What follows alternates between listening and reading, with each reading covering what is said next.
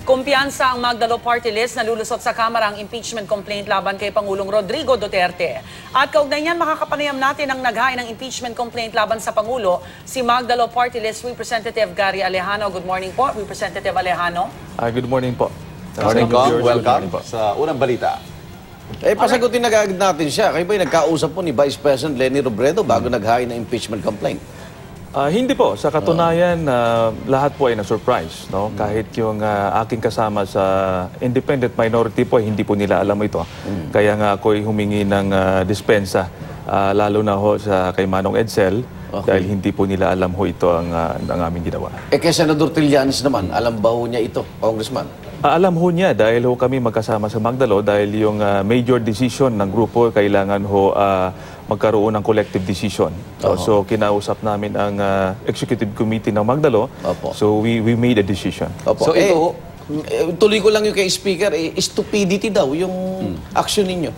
Well, nalulungkot ako sa comments na galing sa Speaker, sa kanyang stature, hindi dapat ho siya nagsasalita ng ganon, no? I would have expected him to afford a respect to a colleague in Congress.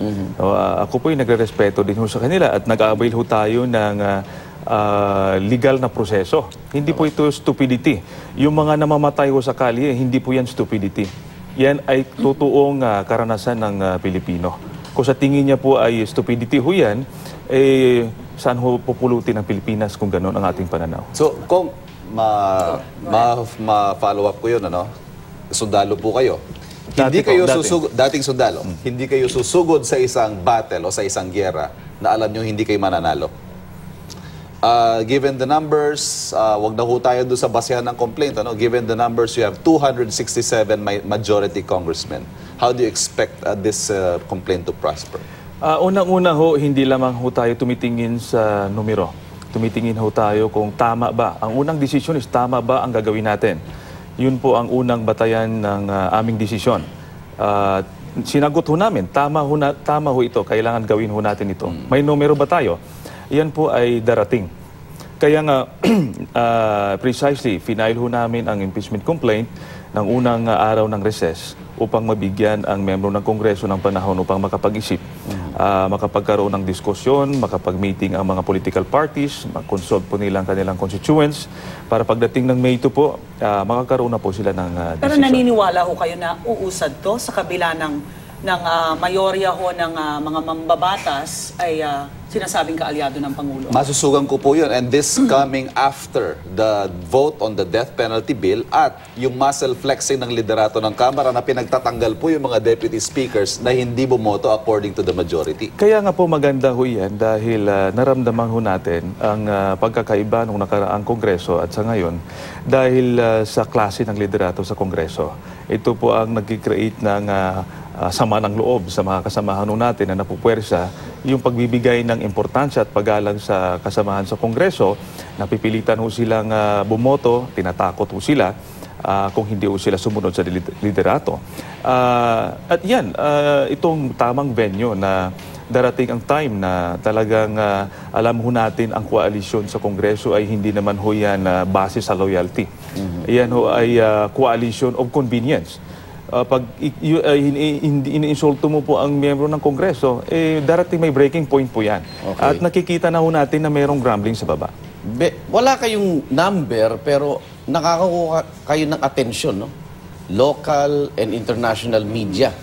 Yun din ho ba'y bahagi din ng nakikita nyong senaryo sa pagsampa nyo ng impeachment complaint? Yung ipamulat din sa buong mundo, yung nangyayari sa Pilipinas. Kaya nga ho, ang unang tanong, tama ba ho yung gagawin namin?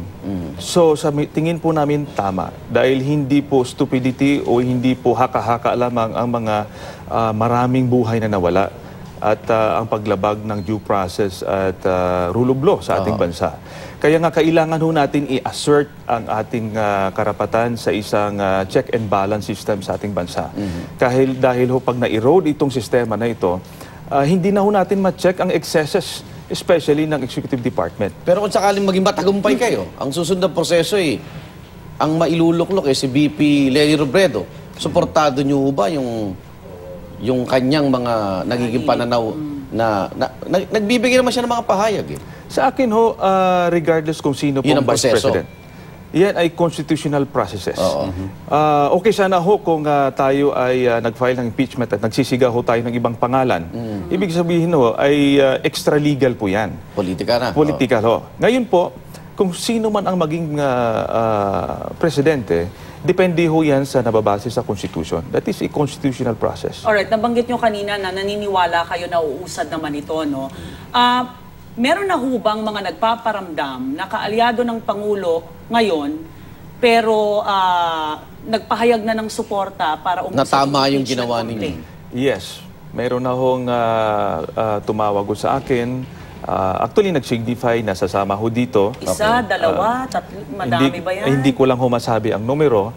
At unang-una, binibigyan ko rin ho, ayaw kong pangunahan ho sila, especially may mga partido po.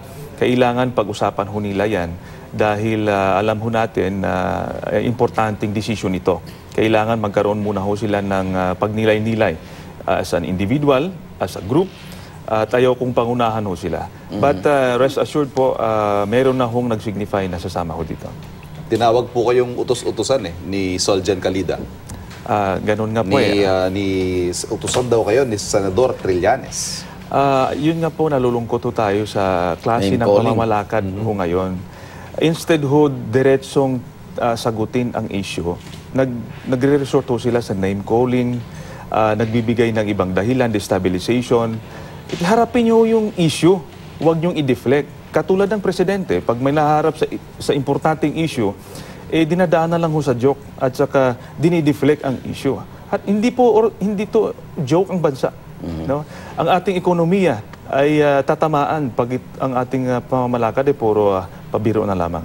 Yung Benham Rice issue, ba't hindi kasama sa complaint? Isusunod nyo ba ito? Lalo na ngayong hindi malaman ng gobyerno ang pagdedepensa, no, na sa ginawang pakipag-usap ng Pangulo. Hindi alam ng DFA, hindi alam ng DND.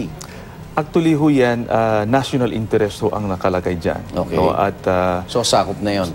actually ho, pinag-usapan ho namin kung isasama namin ang Benham Rice. Kaso nga ho, kailangan pag-aralan ng malalim ho. Okay. Kailangan meron tayong dokumentong diretso. But I agree na itong Benham Rice ay napaka-importante dahil pag merong arrangement ng Pangulo na hindi alam ng taong bayan, ano bang ginagawa? Binibenta na ho ba ang Pilipinas? At maliwanag naman sa amin tingin ho, in the exchange of a few billion of dollars, in exchange ho natin yung ating rightful claims sa West Philippine Sea at Benham Rice. Okay. Maraming salamat, Magdalo Party List, Representative Thank you, sir. Gary Alejano. Good morning po. Thank you. Thank you. Okay na ho.